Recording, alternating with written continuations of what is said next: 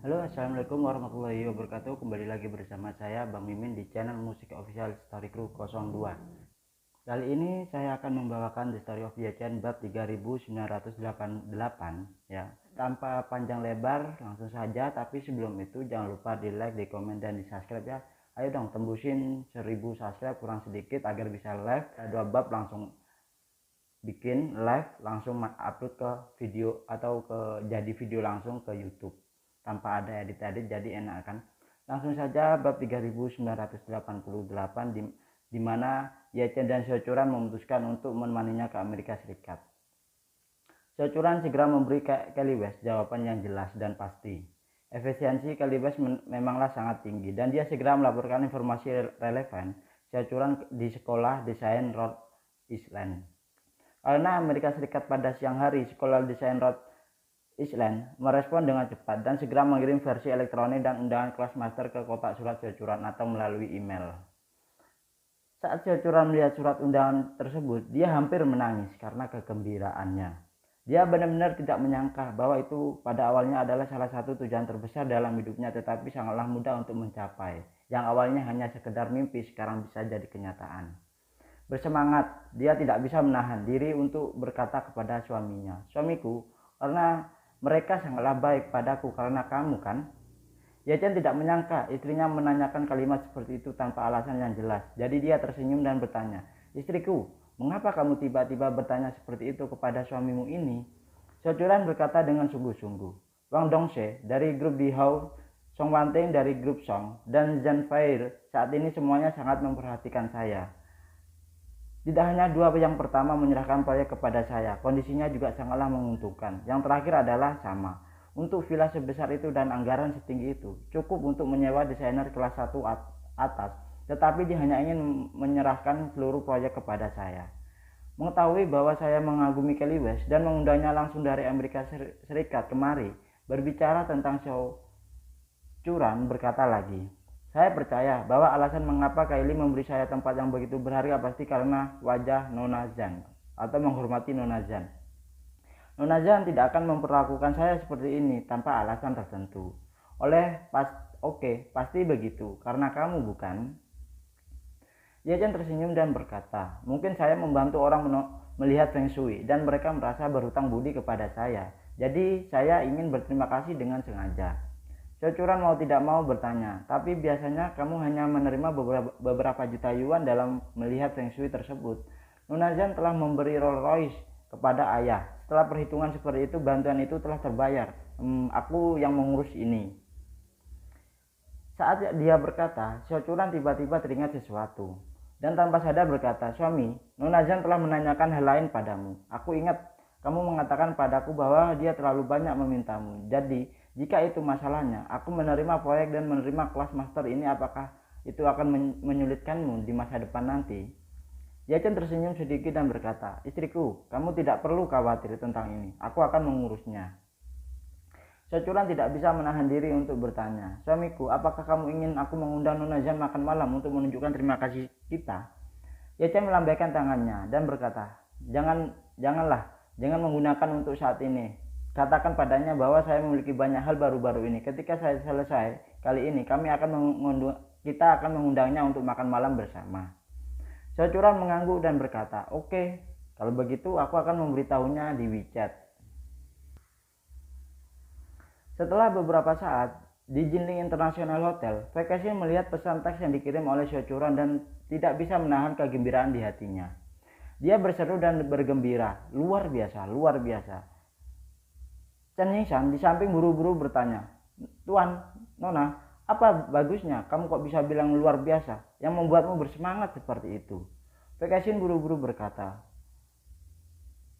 "Johnson, Curan mengirim pesan ke saya melalui WeChat. Dia berkata bahwa suaminya ingin mengundang saya makan malam, tapi suaminya baru-baru ini akan sibuk dan harus menunggu beberapa hari lagi." Chen Yingshan mengangguk dan berkata dengan tergesa-gesa, "Yachen, maksudmu menunggu sampai pelelangan berakhirkah mungkin?" Ya, Vacation tidak bisa menyembunyikan kegembiraannya dan berkata karena dia bisa mengatakan itu membuktikan bahwa kerja kerasnya selama ini tidak sia-sia. Yachen pasti merasa bahwa dia berhutang budi padanya. Jadi dia memikirkannya, ingin mengundangku makan malam. Chen Yingshan berkata dengan sedikit khawatir, "Nona, bagaimana jika Ye Chen hanya ingin mentraktirmu makan malam, tidak lebih?" Fekesin menggelengkan kepalanya dan berkata dengan serius, "Shen, ingatlah, dalam banyak kasus, semakin Anda berada di tempat yang tinggi, semakin Anda tidak suka mengambil keuntungan dari orang lain. Ketika orang memberi banyak bantuan padamu saat itu, dia pasti akan membalas budi ini kepada kita pada suatu hari nanti." Setelah itu, Fekesin mengatakan, di Stanford ada kursus khusus yang mengerjakan pada eksekutif perusahaan bagaimana waspada dan menanggapi suap komersial. Ada banyak kasus klasik di mana pihak yang melakukan suap tersebut menggunakan hampir semuanya. Kasus yang sama Anda terus-menerus memberikan bantuan pada pihak lain dengan berbagai cara, tetapi tidak pernah menyebutkan kebutuhan Anda sendiri. Ketika perasaan hutang pihak lain mencapai tingkat tertentu, selama dia berbicara, pihak lain akan mengambil resiko untuknya dan membalas budi. Chen Yingshan mengangguk dan sambil berpikir, dan kemudian bertanya kepada Fekesin beberapa saat kemudian, "Nona, apakah Anda berencana untuk membiarkan Tuan makan bersama?" Jangan makan sekarang," Fekesin berkata dengan tergesa-gesa, "karena Ye Chen telah mengatakan bahwa dia ingin mengundangku makan malam setelah dia sibuk. Biarkan kakek datang pada jadwal waktu tertentu dan normal. Jika dia gagal mendapatkan pil permajaan di pelelangan, aku akan membawanya menemui Ye Chen nanti." 2 hari kemudian, Bandara Jinling mengalami hari tersibuk sejak selesai pada pukul 4 pagi. Dalam waktu normal, jumlah harian penumpang kargo dan pendaratan jet bisnis di Bandara Jinling akan bertambah hingga 800 kali, di mana jumlah lepas landas dan pendaratan hampir sama. Tetapi hari ini Bandara Jinling memiliki hampir 300 pendaratan lebih dari biasanya. Sejak dini hari, jumlah besar jet pribadi mulai mendarat di Bandara Jinling tanpa terhenti. Jet pribadi ini tanpa terkecuali semuanya datang ke Jinling untuk berpartisipasi dalam lelangan pil permajaan. Menurut persyaratan pelelangan, lelang penawaran ini harus tiba di Jinling hari ini. Dan sesuai dengan persyaratan, mereka harus mengikuti pengaturan penyelenggaraan dan pendaratan hingga akhir. Pelelangan persyaratan akan dianggap sebagai pelepas hak untuk mengajukan penawaran pil tersebut. Karena itu, setelah mendarat di Bandara Jinling, orang-orang kaya raya ini hanya bisa menunggu di tempat untuk pengaturan lebih lanjut dari penyelenggara tersebut. Pada pukul 10 pagi, hampir 100 jet pribadi mendarat di Jinling, hampir memenuhi semua tempat parkir di bandara. Beberapa jet pribadi bahkan sudah mulai diparkir sementara di bandara-bandara di kota lain di sekitarnya telah penumpang turun karena tidak memiliki syarat berhenti. Saat ini pada ketinggian kurang dari 1000 km dari Jinling, sebuah jet pribadi yang dimodifikasi oleh Boeing 747 terbang cepat menuju ke Jinling. Di dalam kabin terbesar itu telah diubah menjadi villa bergerak di langit. Di ruang tamu yang mewah di bagian depan pesawat, 2 orang tua sedang duduk. Rambut dan janggut mereka telah menjadi putih bersih, tetapi salah satunya terlihatlah lebih tua dan sehat, sementara yang lain dapat dengan jelas melihat bahwa energi dan kondisi fisik mereka menjadi sangatlah buruk. Kedua orang ini adalah Fei Jiansong dan Lai Qinhua yang telah terbang jauh-jauh dari Amerika. Karena Lai Qinhua diundang oleh Ye Chen untuk menghadiri lelang pil tersebut sebagai tamu terhormat.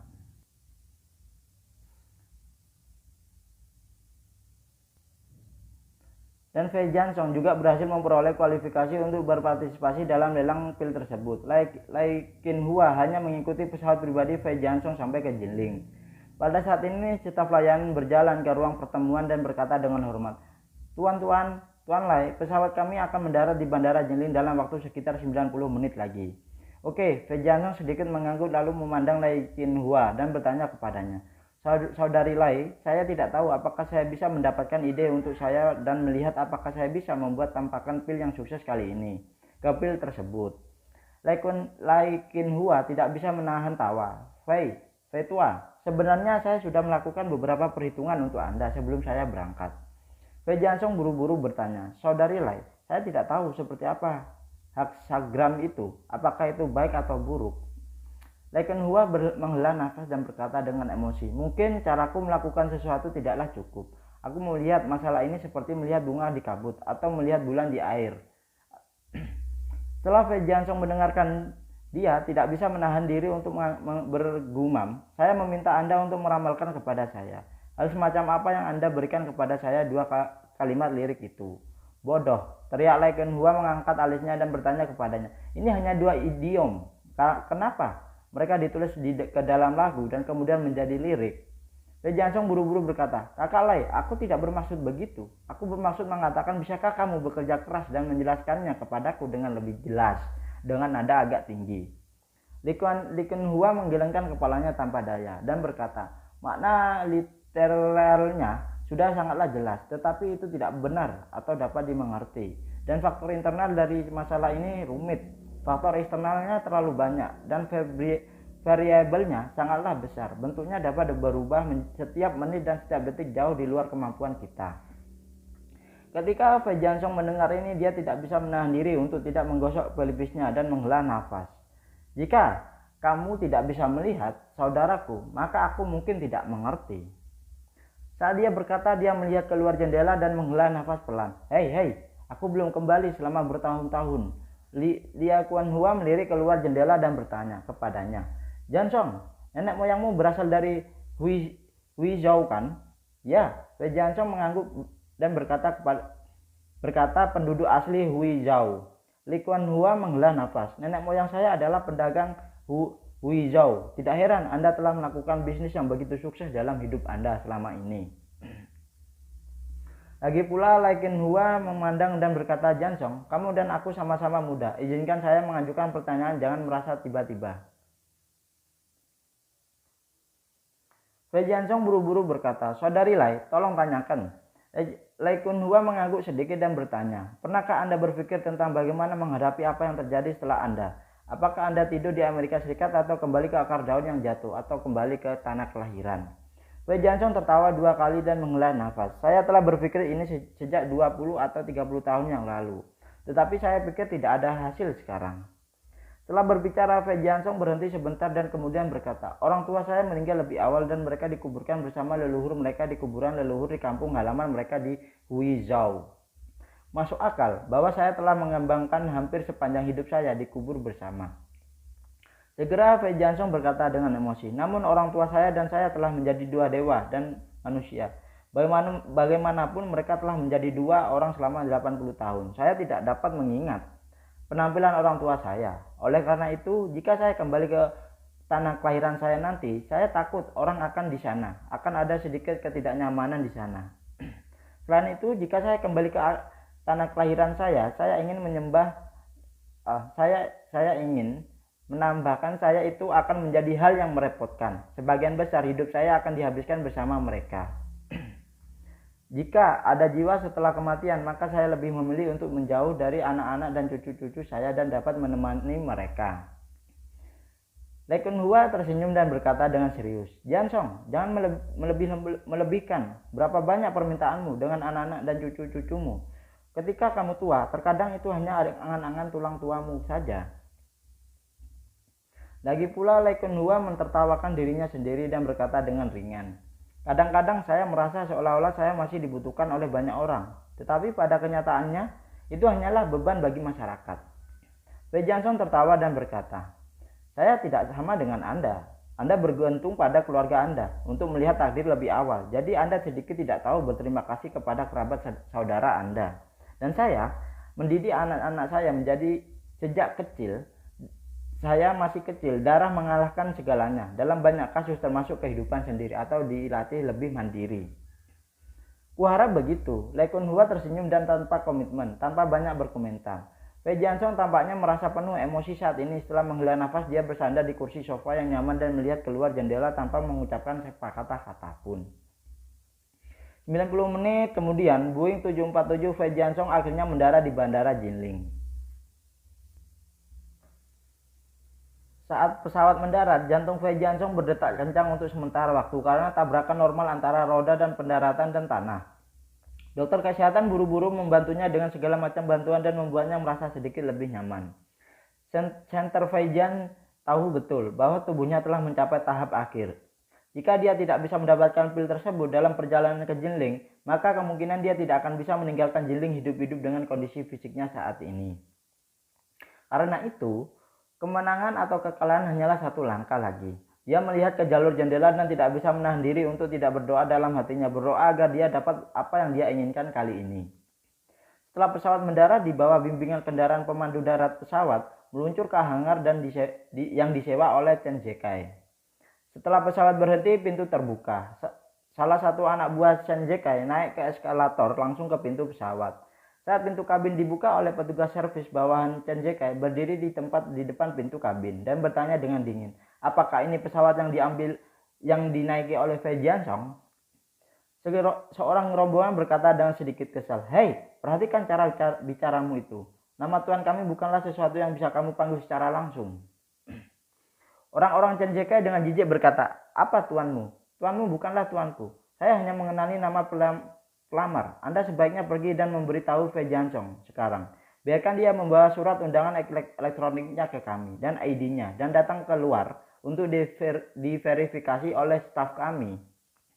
Rombongan tidak menyangka pemuda itu berbicara begitu tidak sopan dan segera bertanya dengan suara dingin, "Wah, bagaimana sikapmu saat ini? Tahukah kamu dengan siapa kamu berbicara saat ini?" Bawahan Chen Zekai mencibir, "Saya tidak tahu dengan siapa saya berbicara dan saya tidak ingin tahu itu. Saya hanya tahu bahwa jika Anda menolak untuk mematuhi pengaturan atau efisiensi terlalu lambat, saya akan melapor langsung ke pemimpinan saya. Kualifikasi tuanmu untuk berpartisipasi dalam konvensi telah dibatalkan. Jangan salahkan saya karena tidak mengingatkan Anda sebelumnya." Ketika rombongan Fei Jiansong mendengar ini, dia sangatlah ketakutan hingga berkeringat.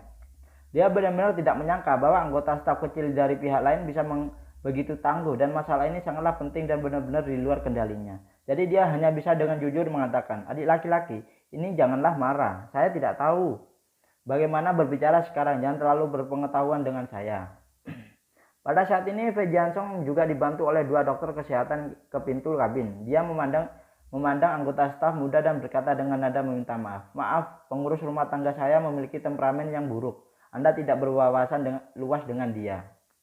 Anak buah Chen Zekai memandang Fei Jiansong dan bertanya, "Siapa kamu?" Fei Jiansong buru-buru berkata, "Namaku Fei dan nama lengkapku Fei Jiansong."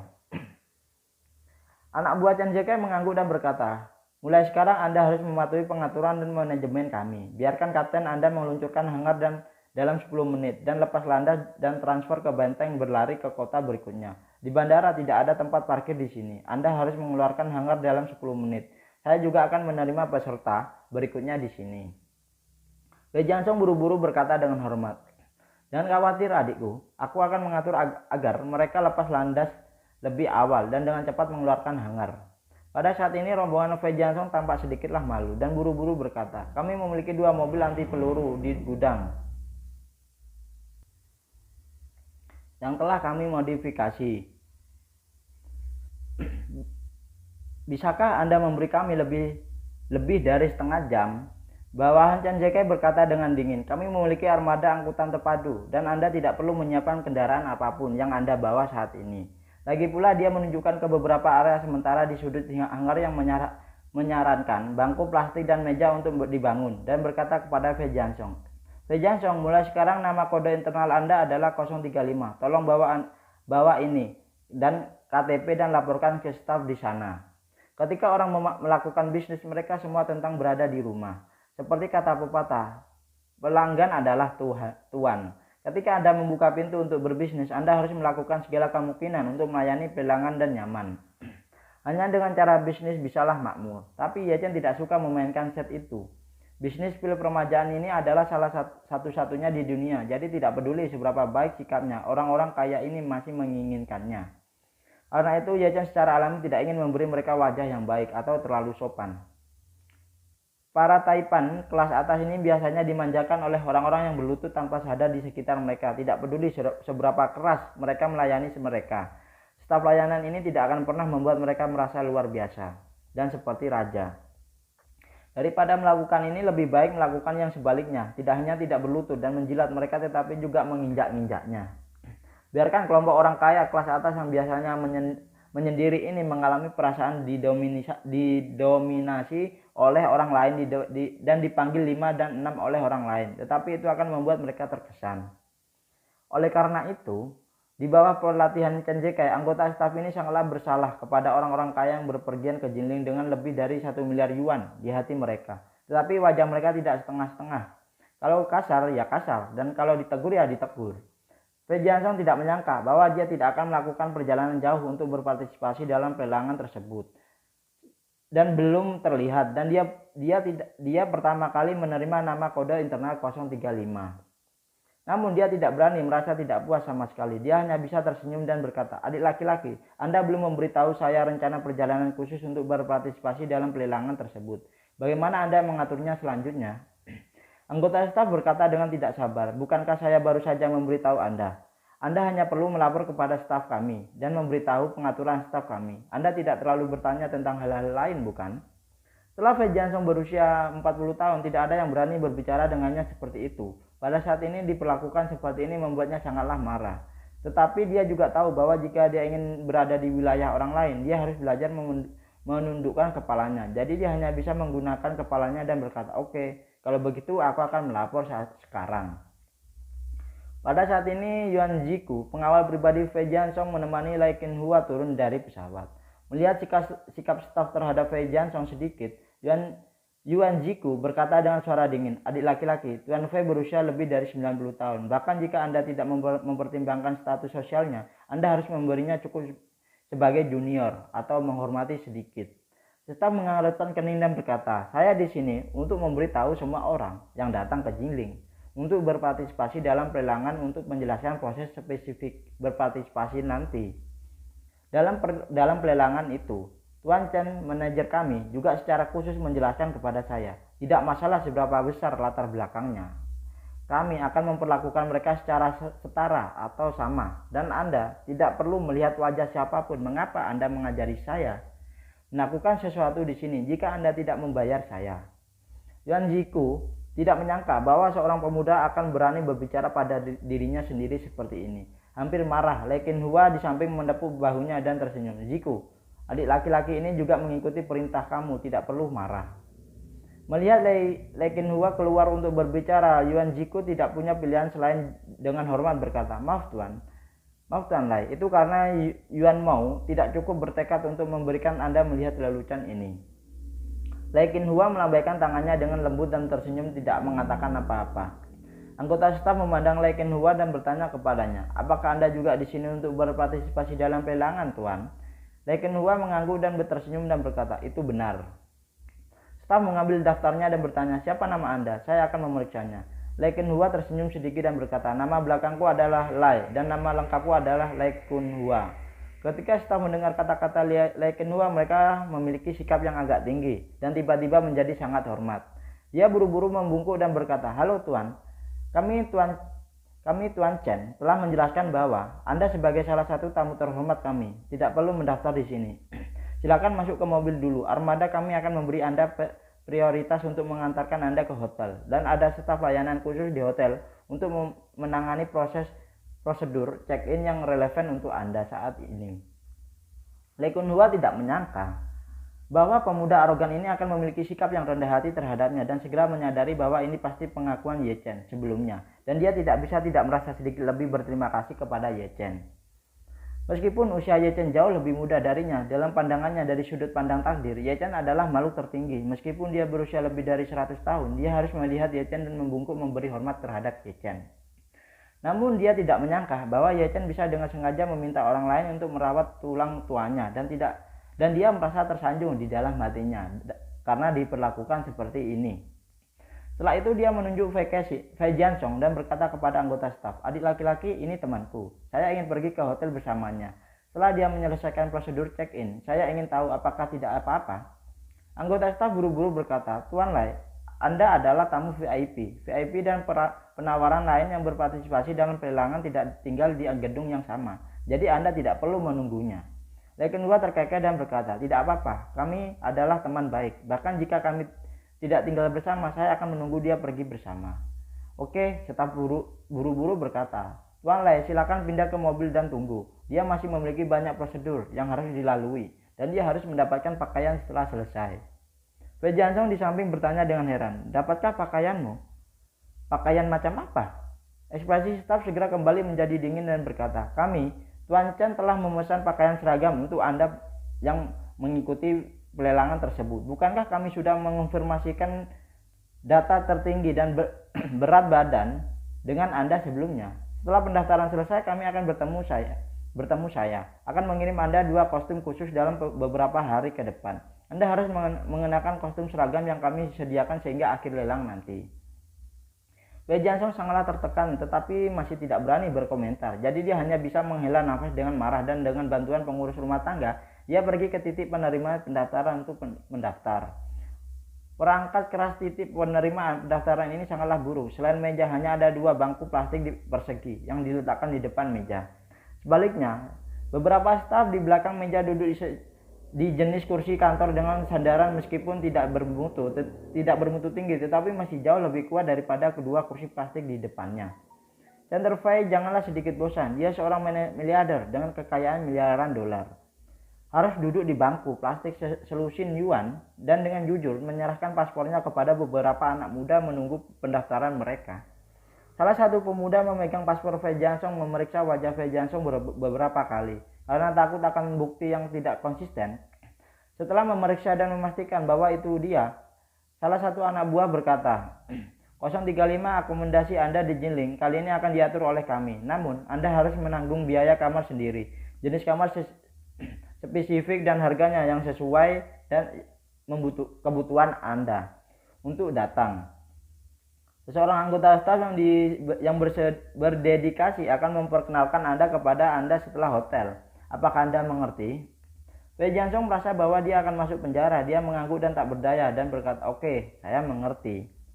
Staf segera mengeluarkan 2 set pakaian olahraga baru, 3 angka Arab 035 tercetak di kantong plastik setiap paket pakaian olahraga. Dia mendorong 2 set pakaian olahraga ini di depan Wei Jiansong dan berkata, "Ini adalah pakaianmu. Totalnya ada 2 set. Hotel akan memberimu layanan pembersihan pakaian sekali sehari. 2 set pakaian sudah cukup untuk penggantian harian. Tetapi mereka dibersihkan. Ada biaya tambahan untuk layanan ini." Wei Jiansong menghela nafas dan mengangguk. "Begitu. Oke." Staf melirik pengurus rumah tangga di sebelah Wei Jiansong dan Yuan Jiku dan berkata, "Setiap orang yang berpartisipasi dalam pelelangan hanya akan diizinkan untuk menemani 1 orang dari hari check-in hingga akhir pelelangan, dan tidak ada perubahan diperbolehkan atau di antara. Jadi Anda perlu memikirkan siapa yang akan Anda bawa terlebih dahulu. Setelah Anda menentukannya, Anda akan membawanya pergi dengan mobil sebentar lagi. Yang terbaik adalah orang lain untuk transfer ke bandara, Binyu dengan pesawat, atau tinggal di bandara sendiri dan selesaikan sendiri masalah akomodasi Anda." Wei Jiansong tidak berharap pihak lain memiliki begitu banyak aturan dan peraturan dan begitu keras. Dia hanya bisa melihat Yuan Jiku tanpa daya dan berkata, "Tuan Yuan, Anda akan bekerja keras dengan saya beberapa hari ini." Yuan Jiku buru-buru berkata, "Lau Fei, janganlah terlalu sopan, ini urusanku. Aku pasti akan ngikut denganmu." Ketika Wei Jiansong masuk ke mobil bendera merah yang disiapkan oleh Chen Zekai dan berangkat ke kota Jinling, dia sangatlah kesal duduk di kursi kiri barisan belakang tanpa mengucapkan sepatah pun. Di sebelah kanannya duduk adalah Lai Qinhua yang berusia lebih dari 100 tahun. Lai Qinhua melihat bahwa Wei Jiansong sedang dalam suasana hati yang buruk. Jadi dia tersenyum dan bertanya, "Jiansong, saya tidak berpikir Anda sangatlah bahagia." "Aku tidak bisa bahagia," Wei Jiansong berkata dengan marah. "Katakan padaku, Kakak Lai, aku sudah kesal sejak turun dari pesawat tadi." Lai Qinhua tersenyum sedikit dan mengingatkan, "Jiansong, seperti kata pepatah, kamu bisa tenang saat kamu datang, kamu harus mencoba untuk tenang." Wei Jiansong mengangguk dengan enggan dan kemudian tidak bisa menahan diri untuk tidak menyentuh dan melihat sekeliling. Di dalam mobil wajahnya penuh dengan jijik. Lai Qinhua melihat bahwa dia pasti tidak nyaman dengan ratusan ribu mobil kelas C semacam ini. Lagi pula harga seluruh mobil mungkin tidak sebagus kursi mobil perjalanan Wei Jiansong yang biasa. Jadi dia tersenyum dan berkata kepada Wei Jiansong, "Jiansong, jangan meremehkan mobil ini. Ini adalah bendera merah." Wei Jiansong berkata tanpa tersenyum, "Saya tahu ini adalah produk lokal ya." Maksudnya bendera merah itu produk lokal. "Tapi ini pertama kalinya saya duduk." Lai Qinhua berkata dengan sungguh-sungguh, "Jiansong, Hongqi adalah putra tertua Republik Pendiri Industri Otomotif Cina dan mobil pemimpinnya yang tidak dapat bergerak selama beberapa dekade. Ini sangatlah penting bagi rakyat Cina. Penyelenggaraan pengatur mobil ini untuk menjemput kita dan seharusnya sama, punya tujuan yang sama." Wei Jiansong berkata, "Jadi penyelenggara lelang ini harus cukup patriotik ya?"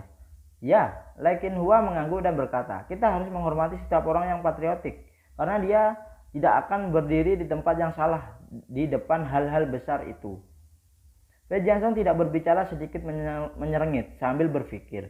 Ketika konvoi tiba di Istana Buckingham, seluruh hotel Istana Buckingham berada di bawah darurat militer, kecuali iring-iringan Istana Buckingham sendiri yang bisa memasuki dan keluar, orang lain dilarang masuk. Namun lobi hotel penuh dengan orang-orang saat ini. Para penawar yang sudah diberangkatkan sedang check-in satu persatu. Namun yang membuat mereka crash adalah harga akomodasi di sini sangatlah mahal. Total menginap 3 malam, bahkan kamar standar yang paling umum harganya lebih dari 1 juta.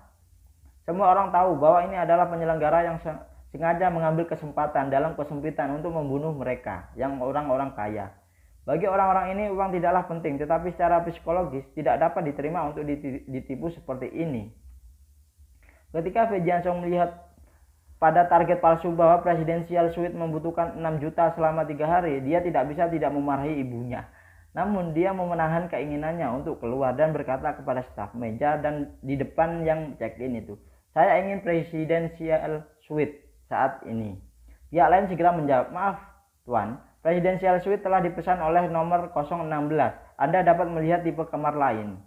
Wei Jianzhong tidak tahu siapa nomor 016 itu, tetapi karena ruangan itu hilang, tidak dapat dimiliki, pilihan selain mengambil langkah selanjutnya dan memenangkan suite mewah dengan harga 2 juta. Sebaliknya, perawatan Lai Qinhua jauh lebih baik. Dia langsung ditugaskan ke suite mewah eksekutif di gedung eksekutif sebagian VIP. Ini adalah satu-satunya tipe kamar kedua di kamar Presidential Suite seluruh Istana Buckingham dan tidak dipungut biaya apapun atau sepeser pun. Setelah Wei Jianzhong check-in, hal pertama setelah tiba di kamar adalah segera menelepon Wei Kexin.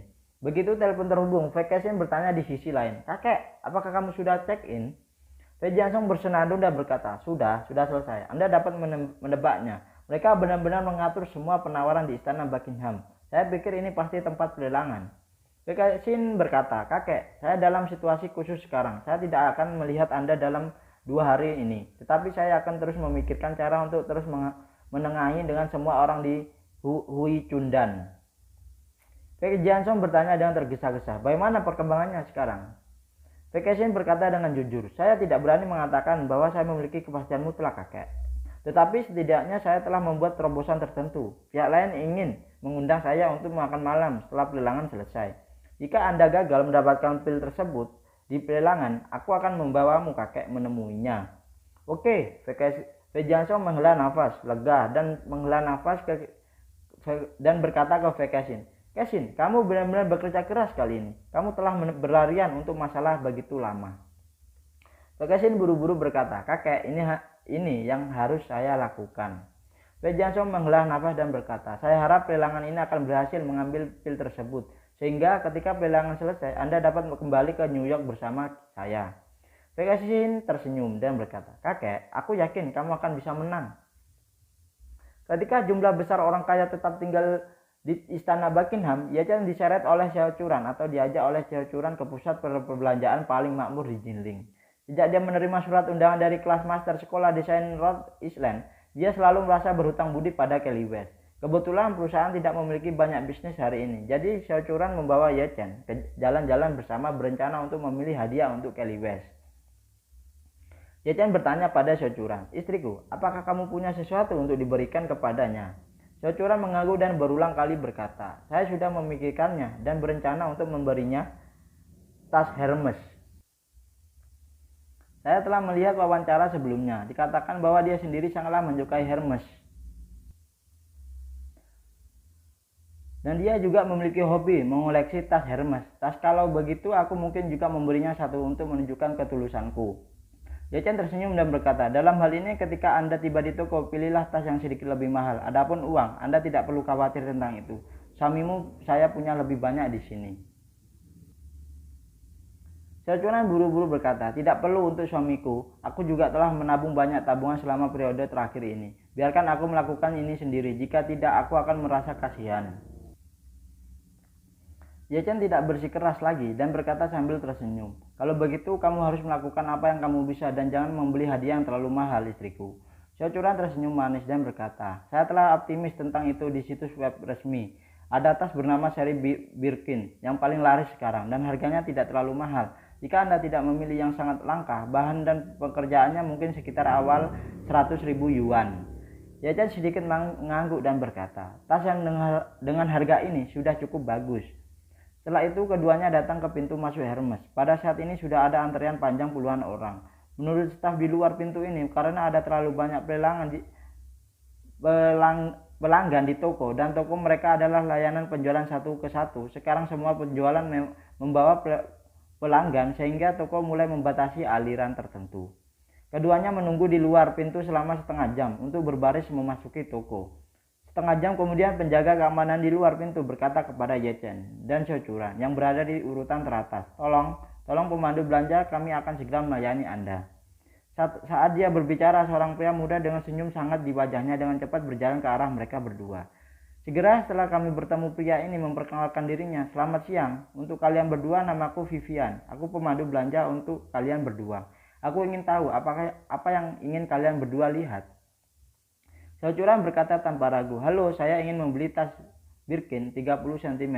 Saya ingin tahu apakah ada stok. Pemandu belanja tersenyum dan berkata, haha, wanita itu benar-benar berwawasan luas. Seri Birkin kami selalu yang menjadi terlaris. Ada banyak pengguna terdaftar tetapi jumlah barang yang tiba di setiap edisi sangatlah kecil. Jadi jika Anda mendapatkan tasnya sesegera mungkin, Anda mungkin harus membeli lebih banyak barang di toko kami dan meningkatkan level keanggotaan Anda. Maka peluang memenangkan lotre akan lebih besar. Ketika Siocuran mendengar ini, dia bertanya dengan ekspresi terkejut, bukankah kamu membelinya dengan harga counter paket? Pemandu belanja tersenyum dan berkata dengan sedikit sarkasme, ini pertama kalinya saya berbelanja di Hermes, bukan? Di toko kami tidak ada tas yang dijual dengan harga counter, kurang lebih. Anda harus membeli beberapa aksesoris lain. Jika tidak mungkin menjualnya kepada Anda. Baru saat itulah Siocuran kembali sadar dan bertanya, saya perlu membeli beberapa aksesoris lain. Ini yang dikatakan internet kan? Pemandu belanja tentu saja berkata, ya, sekarang saya ingin membeli tas Hermes. Ini aturannya di negara manapun Anda berada, itu semua sama. Siocuran bertanya ragu-ragu, kalau begitu saya ingin membeli Birkin 30 cm. Berapa yang harus saya cocokkan? Pemandu belanja berkata dengan nada menghina, tas Birkin 30 cm selalu sangat populer. Bahkan jika Anda mendistribusikan barang, Anda tidak dapat menjamin bahwa Anda akan mendapatkan tas itu. Tentu saja, semakin banyak Anda mendistribusikan, semakin tinggi prioritasnya, semakin tinggi probabilitasnya. Apakah Anda bisa mendapatkan tas tergantung pada apakah peringkat dan prioritas Anda dapat bergegas ke depan. Yechen tidak suka trik tersembunyi dari pemandu itu. Mengingat terakhir kali dia membeli Hermes untuk istri dan orang tuanya, pemandu belanja dengan lugas mengatakan jumlah tertentu 500.000 untuk distribusi. Metode pengirimannya sangatlah tidak nyaman. Tetapi sebagai perbandingan dia masih lebih suka lebih langsung ke intinya. Jadi dia membuka mulut dan berkata kepada pemandu belanja, jangan, hati-hati, katakan saja langsung. Berapa banyak yang harus saya butuhkan untuk membeli Birkin 30 itu? Melihat Yechen datang langsung untuk meminta jumlah distribusi, penjualan tersenyum sedikit menghina dan berkata, Tuan, saya sudah mengatakan bahwa tas ini sangatlah populer, jadi Anda harus mengumpulkan konsumsi di toko kami terlebih dahulu. Kapan kuota konsumsi melebihi pelanggan yang mengantri untuk tas itu, kami secara alami akan memberikan tas ini kepada Anda. Yechen mendengus dan berkata, jika saya memiliki berapa ratus ribu barang, Anda masih memberitahu saya apakah yang harus saya lakukan? Jika saya tidak memiliki tas ini, bukankah saya akan dimanfaatkan?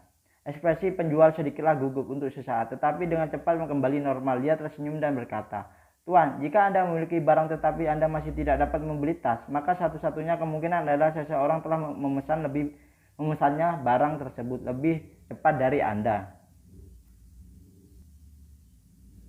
Yechen tersenyum dan berkata, Anda benar-benar operasi otak hitam ya. Apakah Anda mendistribusikan lebih banyak barang daripada saya? Ini sepenuhnya terserah Anda untuk membuat keputusan akhir. Anda tidak akan menunjukkan data apapun kepada saya. Bagaimana saya bisa mempercayai Anda? Melihat agresivitas Yechen dalam penjualan, dia merasa bahwa 8 prestasi Yechen tidak punya uang untuk mencari kebahagiaan. Jadi dia mencibir dan berkata, permisi Tuan, ini adalah aturan kami. Tidak peduli berapa banyak uang yang Anda alokasikan, Anda harus melakukannya.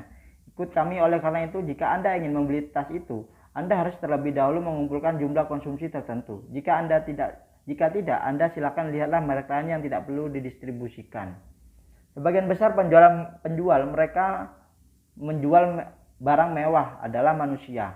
Mereka tidak hanya memiliki keterampilan observasi yang kuat, tetapi juga memahami psikologis pelelangan dengan sangatlah baik. Lebih penting lagi, banyak dari mereka tidak memiliki etika dasar untuk penjualan. Misalnya, Seocuran ingin membeli tas Birkin 30 cm ini. Pasar distribusi di seluruh negeri berkisar dari ratusan ribu hingga ratusan ribu. Alasan mengapa ada rentang yang begitu besar adalah karena beberapa tenaga penjual selalu berusaha memaksimalkan keuntungan mereka.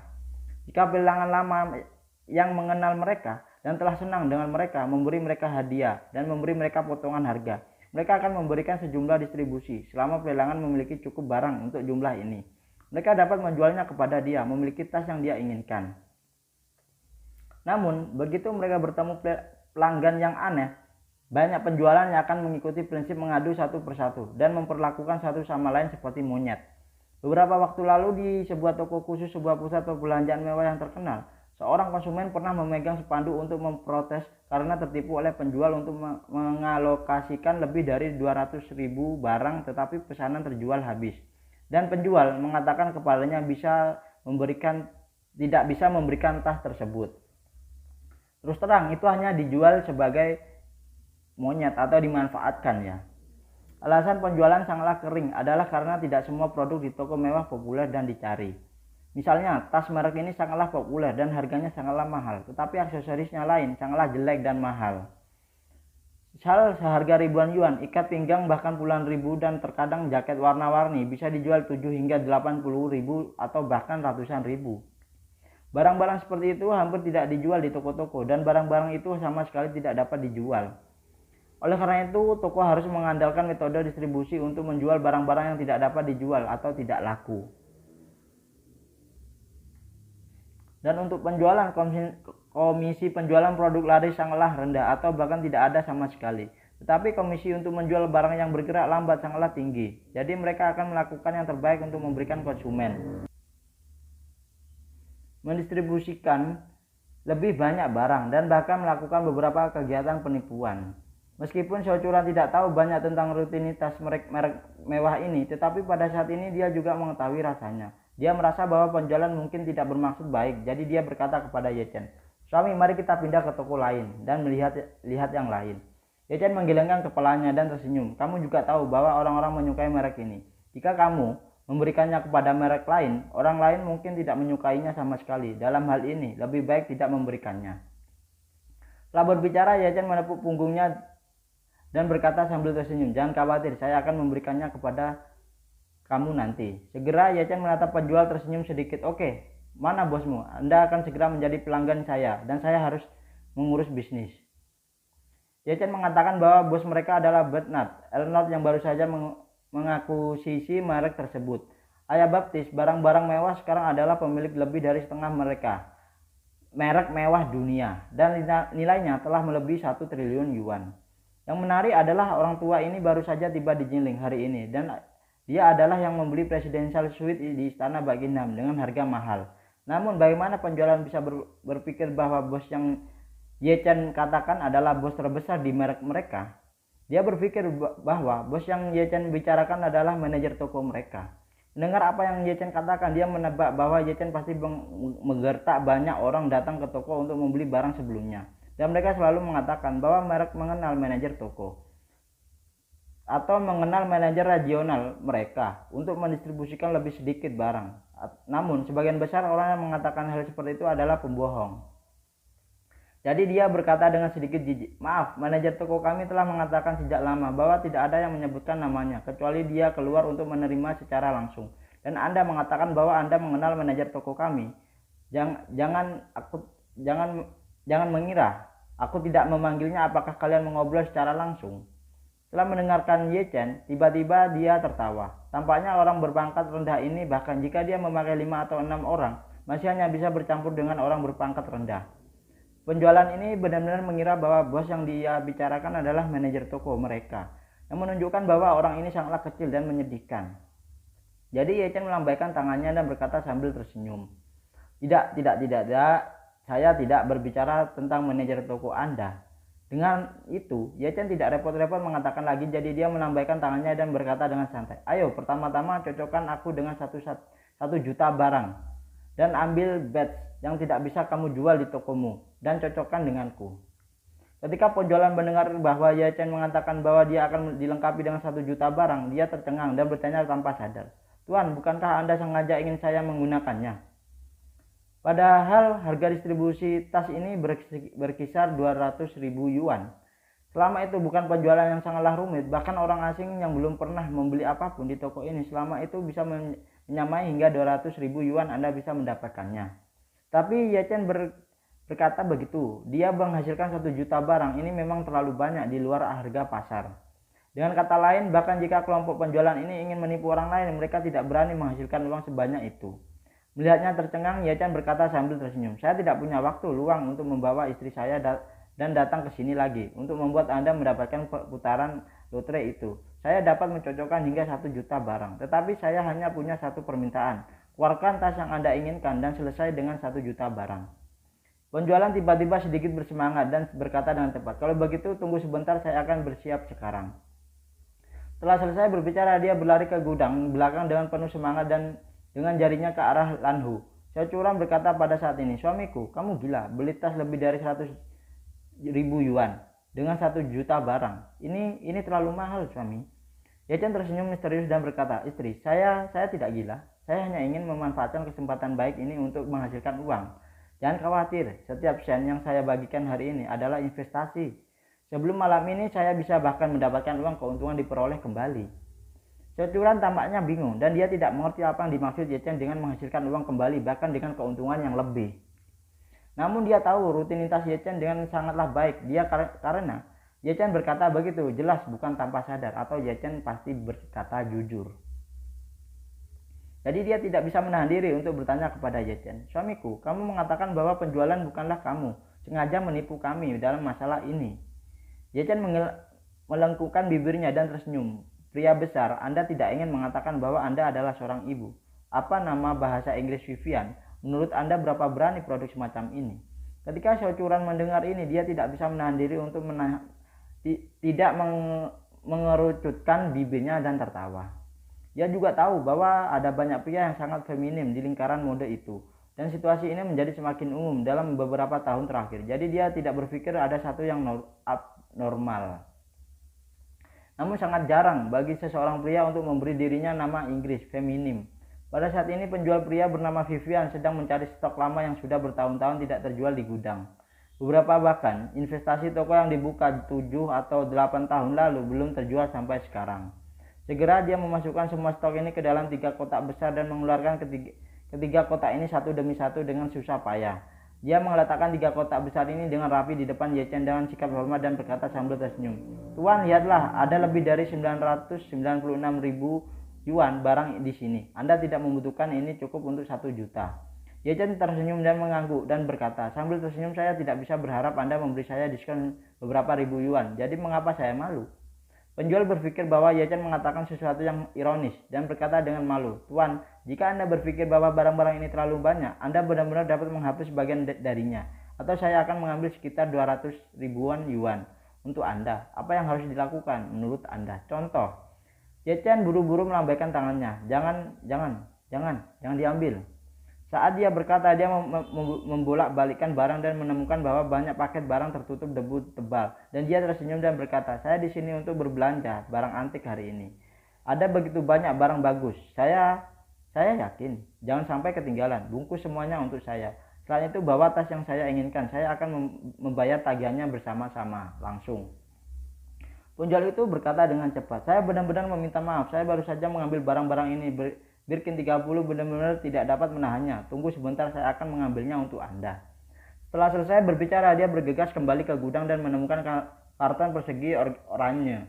Kemudian di depan Ye Chen dan Securan, dia membuka karton dengan hati-hati lalu mengeluarkan tas tangan dari kantong debu dan menyerahkannya ke tangan Ye Chen. Dia berkata dengan anggun, "Tuan, lihatlah, ini adalah abu-abu paling populer tahun ini. Ini adalah warna yang paling dicari selama seri ini. Jika Anda benar-benar membeli kotak aksesoris ini, itu bersama-sama, tas ini milik Anda." Ye Chen mengangguk dan bertanya pada Xiaochuran, "Istri, apakah kamu mau?" Xiaochuran masih sedikit tidak yakin dan bertanya pada Ye Chen, "Suamiku, apa yang baru saja kamu katakan? Apakah itu benar?"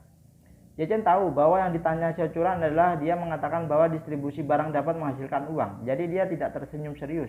"Istriku, janganlah khawatir. Aku yakin tentang masalah ini."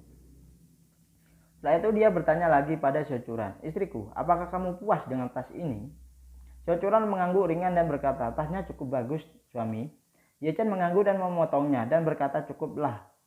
Cukup jika tasnya cukup bagus ya. Kamu tidak perlu khawatir tentang hal-hal lain, istriku." Setelah itu dia langsung berkata kepada penjual, "Ayo biarkan saya check out bersama-sama dan saya akan membayarnya secara langsung." Penjual sedikitlah kewalahan dengan kegembiraan dan tangan sedikit gemetar untuk sesaat.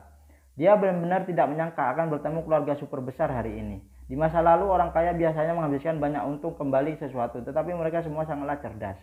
Ketika membiarkan mereka mendistribusikan barang mereka akan berusaha untuk mengurangi kuota distribusi sebanyak mungkin. Dan mereka juga memiliki beberapa persyaratan untuk barang yang mereka distribusikan. Yang mereka inginkan hanyalah yang likuiditasnya cukup baik. Tidak ada yang mau membeli barang-barang tua dan bekas. Ini bagian dari bawah kotak pers. Jika tidak, hal-hal ini tidak dapat dibiarkan menganggur selama beberapa tahun. Semakin lama waktu idli, barang di toko ini semakin tinggi rasio komisi. Jadi Ye Chen mengembali hampir 1 juta barang yang tidak dapat dijual darinya hari ini, dan ketika gajinya dibayarkan bulan depan, peningkatan pribadinya akan bisa mendapatkan sekitar 300.000 yuan. Dia bisa mendapatkan 300.000 yuan hanya dalam 10 menit yang tidak terbayangkan baginya. Jadi dia segera memasang wajah yang sangat tersanjung dan berkata dengan hormat, "Tuan, karena kami memiliki banyak barang, kami perlu memeriksa satu persatu di meja depan. Silakan duduk di sini. Saya akan memberi Anda 2 botol gelembung atau arak ya. Air Anda dan nona muda akan menunggu sebentar. Setelah inventaris selesai, saya akan mengambil mesin pos dan daftar barang untuk menginformasikan kartu kredit Anda." Ye Chen tersenyum dan berkata, "Saya telah berada di sini begitu lama. Dan Anda akhirnya memiliki status yang seharusnya dimiliki seorang penjual." Penjual tahu bahwa Ye Chen mengejeknya, tetapi demi uang, ironi tidak ada artinya baginya. Jadi dia tertawa bersamanya dan berkata, "Tuan, saya benar-benar minta maaf. Mungkin sikap saya tidak cukup ramah sekarang. Tetapi Anda dapat yakin bahwa mulai sekarang Anda akan menjadi pelanggan senior di toko kami. Anda dapat menambahkan saya nanti di WeChat. Anda dapat memberitahu saya sebelumnya jika Anda membutuhkan gaya tas apapun di masa mendatang. Dan saya akan membantu Anda menemukannya. Jika Anda datang ke toko, tolong beritahu saya sebelumnya.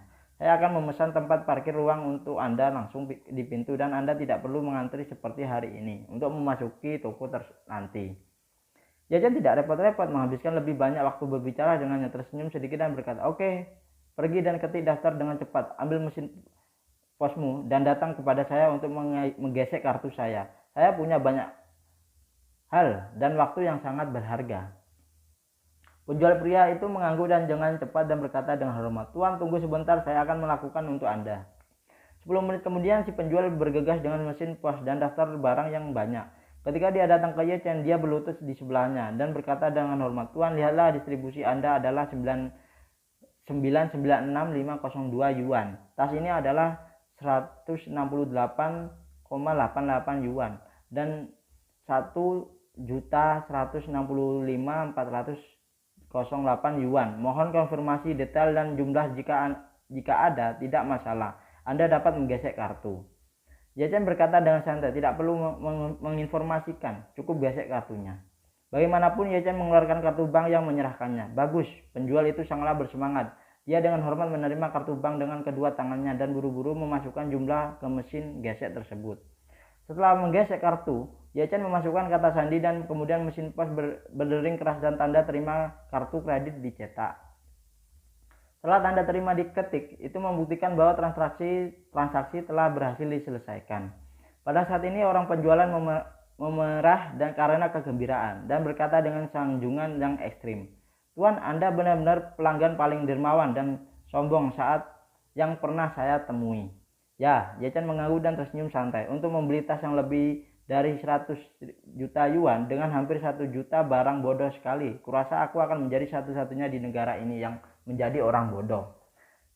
Sales diam-diam berpikir, kamu benar, kamu adalah satu-satunya di dunia yang bodoh.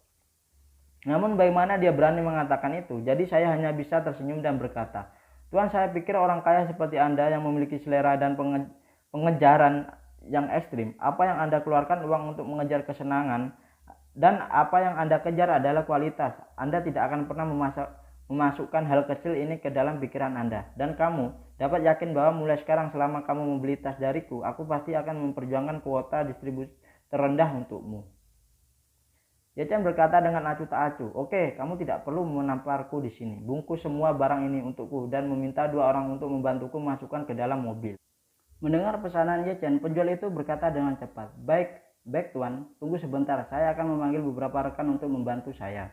Lagi pula saya buru-buru mengumpulkan beberapa rekan, masing-masing membawa beberapa tas kemasan besar dan pergi bersama Ye-Chen dan Xiaochuran.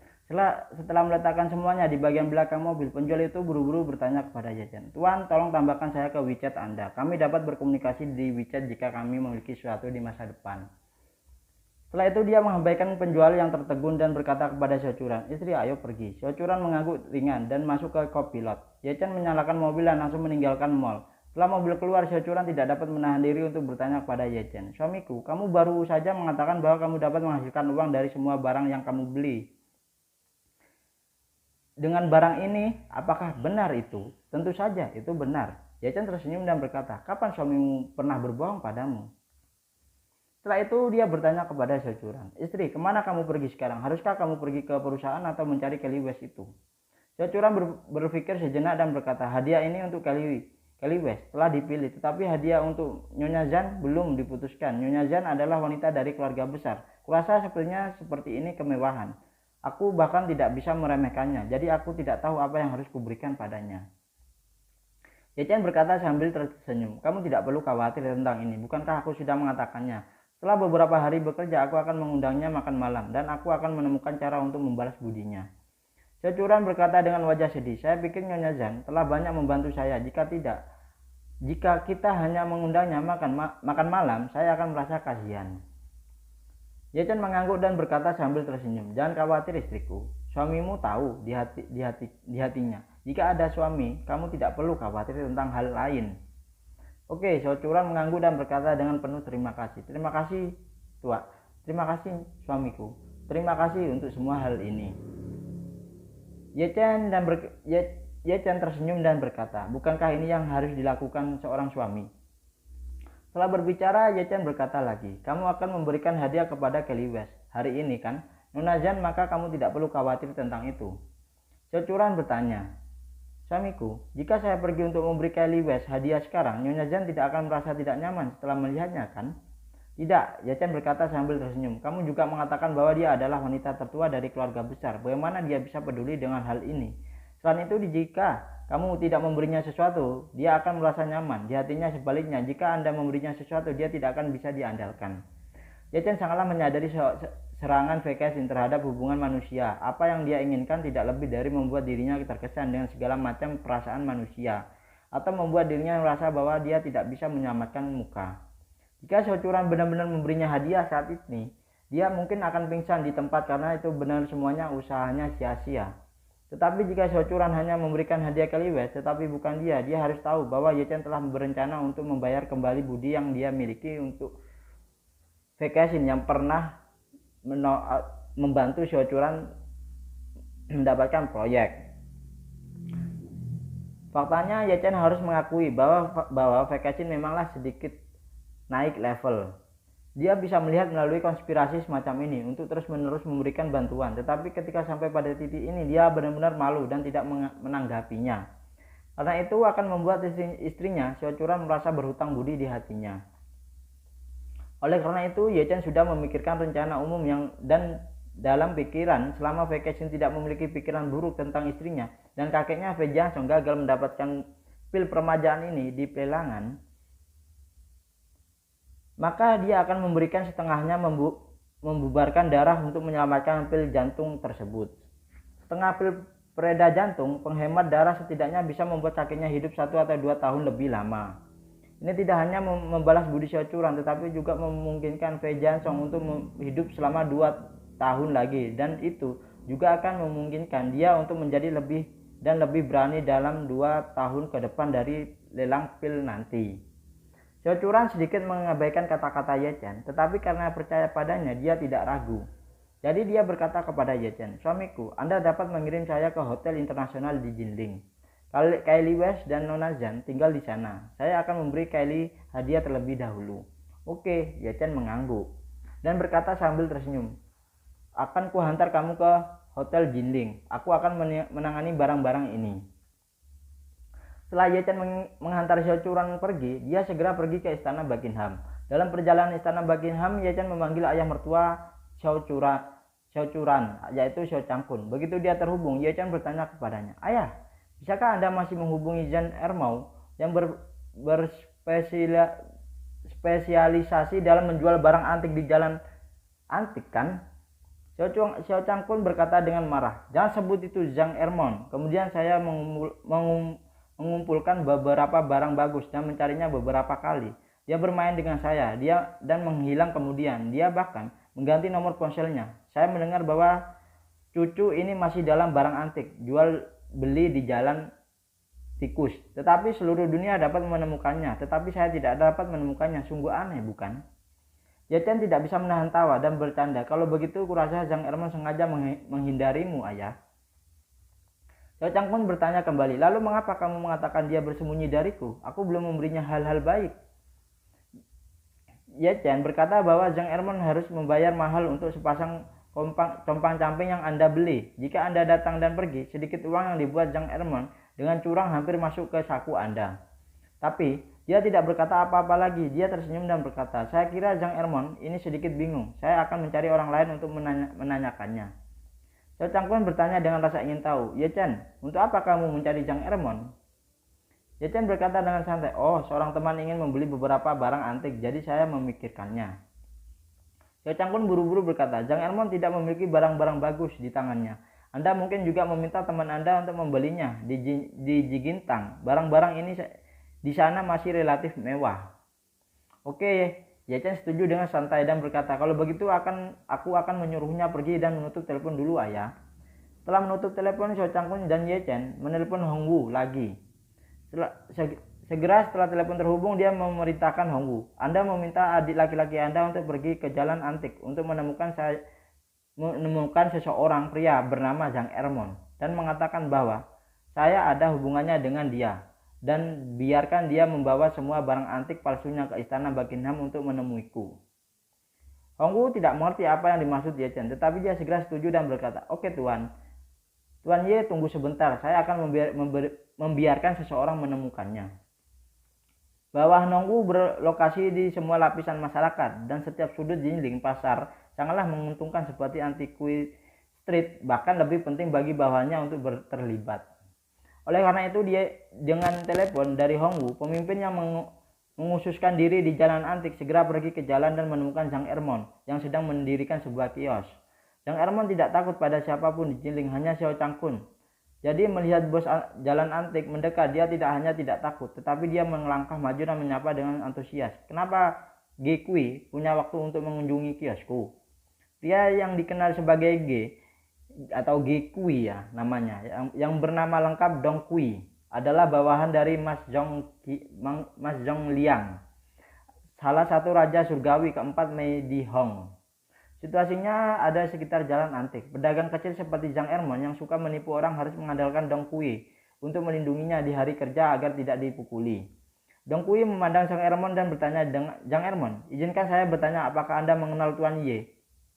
Nah, itu dulu ya dari saya bab 3988 sampai bab 4002, yaitu 14 bab yang saya bawakan. Jadi intinya gini, di cerita kali ini Ye Chen mengantarkan istrinya dan membeli hadiah untuk Kylie West karena sebagai ucapan terima kasih kepada Ye Chen.